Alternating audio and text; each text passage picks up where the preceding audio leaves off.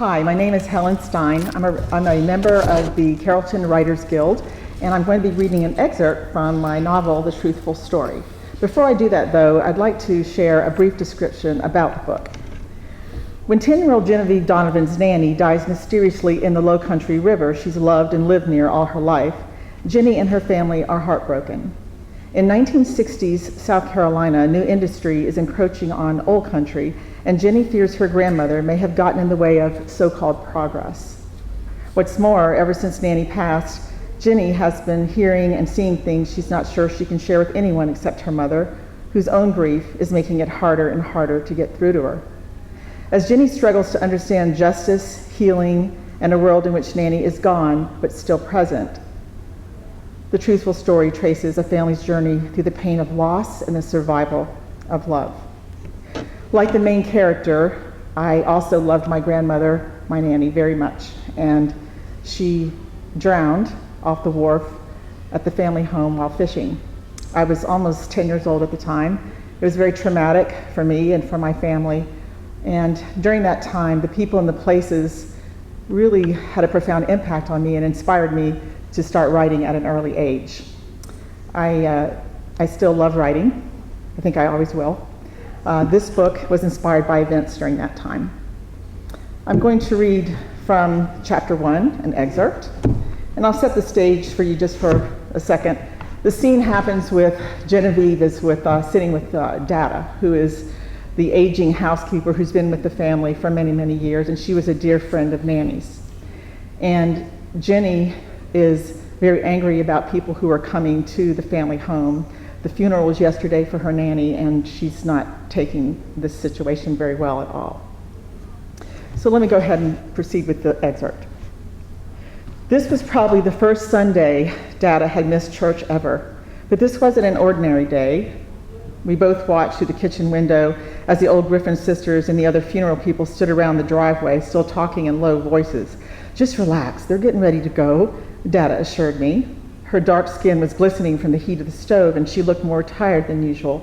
She had black raccoon circles under her eyes, and her hair looked like a mess of little gray wires. She tilted her head down to meet my eyes. "Look here at me." Her finger lifted my chin. "It's proper for people to come and pay their respects to the family after a funeral." "But the funeral was yesterday, and they keep coming. Your nanny had a lot of friends, and your mama and Miss Marjorie, Miss Vivian has friends out here still, ever since a long time ago when they was little girls." I wish they would hurry up and get in their cars and leave, but they kept running their mouths. I jumped down from the stool, startling Daduh. "Genevieve, Donovan, child, don't you get back here," Daduh demanded in her growly whisper, but I was too fast. I ran down the warped floorboards of the dark hallway, past Aunt Alicia in the dining room office, heading toward the front of the house and the long porch. But right before I burst through that screen door, I felt a wall of cold air. And as it swept through me, I stopped at the foot of the stairs, resting my hand on the wide curve of the banister. I could smell the sweet oiliness of the wood Daduh had shined up so carefully. The sad, muffled female voices of my mother and her sisters from a bedroom upstairs suddenly fell away. And then I heard her. "Genevieve." "Nannie?" I whispered, holding my breath tightly in my chest.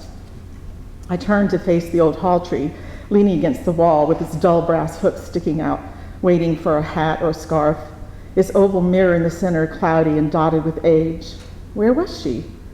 The air became heavy and wrapped around me like a soft blanket, and all I could hear was a whooshing, buzzing sound in my ears. I felt lightheaded. I leaned close to the mirror and touched the tiny curly-Q carvings in the wood. I studied the image, and I saw an almost 10-year-old girl with squinty blue eyes and dark curly hair, and even though I knew it was me in the mirror, I felt like something strange was happening to me and that I should look different. I touched the mirror with the palms of my hands, then brought them to my face. I could feel Nannie with me. I couldn't see her, but I'd heard her call my name. Yet it was still just me there in the mirror. Slamming car doors told me they were finally leaving. I went outside and down the porch steps that led to the circular driveway. I sat on the last step at the foot of the huge grouchy oak tree that guarded the house. Its thick, twisted roots, famous for trying to trip almost everyone who walked by, climbed angrily out of the ground, and I dug my bare toes underneath them. The crunching of gravel grew faint in the distance, the funeral people leaving their dingy clouds of dust and their whispers about Nannie in the air behind them. They found her body tangled up in the oyster bed at low tide.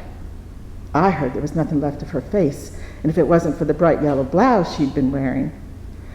I closed my eyes and I shook their voices out of my head. You don't come to somebody's house, to her house, and say things like that. You don't ever say things like that. I felt sick to my stomach and I ran across the yard to the smokehouse. I shut the door and slammed the latch down. Long ribbons of light fought their way through the cracks in the walls. I bent over, wrapping my arms around my waist. I clamped one hand tightly over my mouth, smothering sounds I'd never made before, sounds that didn't belong to me. I closed my eyes and cried quietly for my Nannie, for my mother, for me. My heart pounded like a thunderstorm exploding in my chest, and I thought I might die right there at that moment. I walked around in tight little circles in the middle of the dark smokehouse. Her crab nets and fishing rods hung on the wall, but the lucky rod with the little silver feather was missing. As I slid down the side of the bait freezer to the dirt floor, I tried to breathe slowly and deeply. One time, I asked Nannie why she didn't fish from the small green boat that always hung underneath the wharf. Is it because of those bumpy things growing all over the bottom, or does it have a hole in it? I asked. No, Nannie said. The truthful story is, I don't take much to being in the water itself, but that doesn't stop me from fishing and crabbing. I'm damn good at it, and it's fun work. Even though she was a little bit afraid, she loved the river almost as much as she loved people, she would say. I knew what she meant. That was just how it was with Nannie and me. We could tell each other things that didn't make much sense to other people, but we understood it. As I sat there in the smokehouse, rocking back and forth, I wondered, how was it that I had heard her call my name so clearly in the hallway? And then the grimy light bulb by the door flickered twice. Thank you for listening. If you'd like to read The Truthful Story, you can find it on Amazon, Barnes & Noble, and some select bookstores. You can also find me at my website, helenstine.com. Thanks.